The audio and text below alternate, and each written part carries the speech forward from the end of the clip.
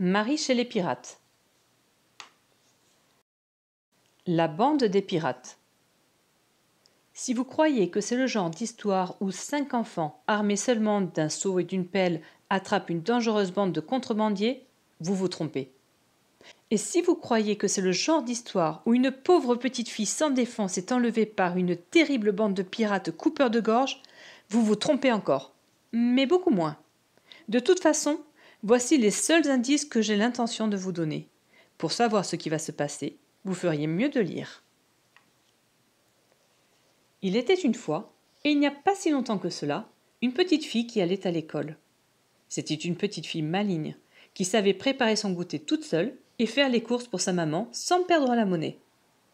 Elle était aussi bien trop maligne pour parler aux hommes bizarres qu'elle rencontrait dans la rue, surtout ceux avec une jambe de bois, des balafres sur la figure, un bandeau sur l'œil et un perroquet ébouriffé sur l'épaule.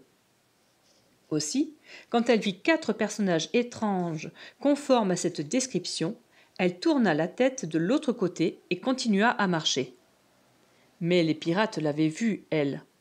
Elle correspondait exactement à ce qu'ils recherchaient. « Tu as l'air d'une petite fille maligne, » grogna le plus gros pirate, qui s'appelait Jake. « Dans notre bande, nous avons besoin d'une petite fille maligne comme toi. Pas vrai, les gars ?» « Oui, oui, dirent les autres en mettant la main devant leur bouche pour cacher leur sourire. Nous sommes des gros durs de pirates et nous parcourons les mers sur un navire puissant et élégant. Nous vivons des aventures extraordinaires, pas vrai, les gars ?» dit Jake d'un air suffisant. Oh oui, dirent les autres. Ils n'en avaient pas l'air si sûrs que ça. Tout ce dont nous avons besoin, c'est que tu viennes avec nous pour qu'on puisse partir en expédition. Pas vrai, les gars dit Jake. Oh oui, dirent-ils, cette fois avec plus de force, mais en mettant encore la main devant leur bouche pour cacher leur sourire. La petite fille savait qu'elle avait mieux à faire qu'à écouter ce genre d'histoire racontée par ce genre de type. Elle savait qu'il ne pouvait rien en sortir de bon. Mais l'idée de l'aventure était trop excitante pour qu'on puisse passer à côté.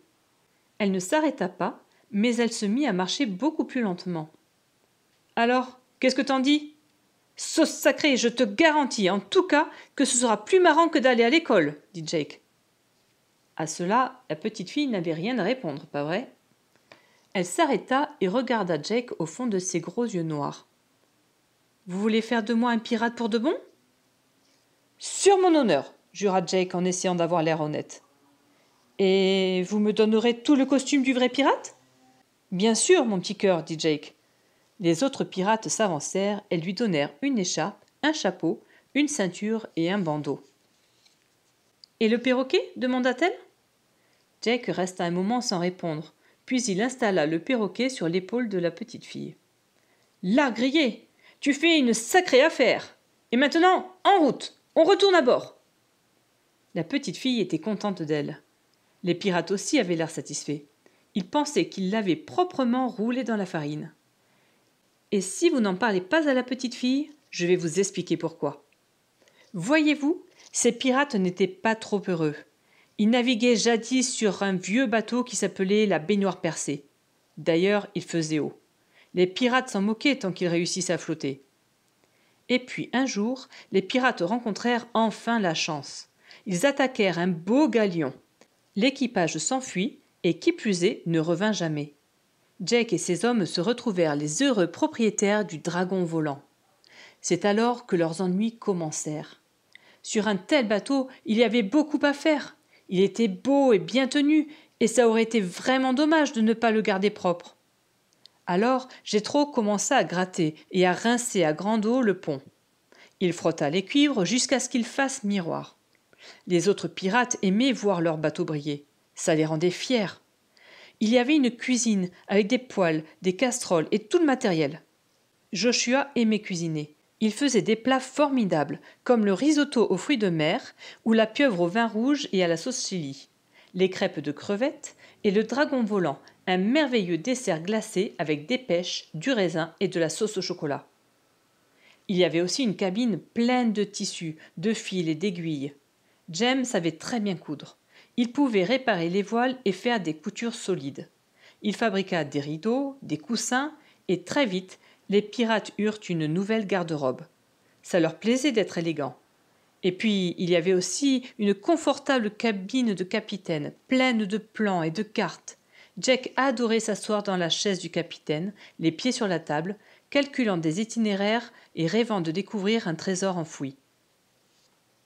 Pendant un certain temps, les pirates furent heureux. Cependant, très vite, Jack eut envie d'aventure. Mais les autres étaient constamment trop occupés à nettoyer, à cuisiner ou à coudre. « Gelée juteuse !» hurla Jake. « Vous êtes en train de devenir une bande de femmelettes ! Ce n'est pas une maison de repos pour marins à la retraite ici. On est des gros durs de pirates. On doit aller piller et voler !» Les pirates eurent honte d'eux-mêmes, mais ils dirent « Qui va préparer les repas ? Qui va récurer le pont ? Qui va coudre et repriser les vêtements ?»« Grosse glace fondue, c'est du travail de fille, ça !» répondit Jake avec mépris. « On va trouver une espèce de fille idiote pour faire tout ça. Comme ça, nous, on pourra avoir des aventures. » Et c'est donc ce qu'ils décidèrent, sans réfléchir davantage. Ils pensaient que tout était réglé, parce que c'étaient des pirates démodés. Mais ce qu'ils ignoraient, c'est que les petites filles sont bien trop malignes pour se laisser avoir de cette façon. Ne vous en faites pas, ils vont vite comprendre. Pour connaître la suite des aventures de Marie, lis vite ce livre, Marie chez les pirates.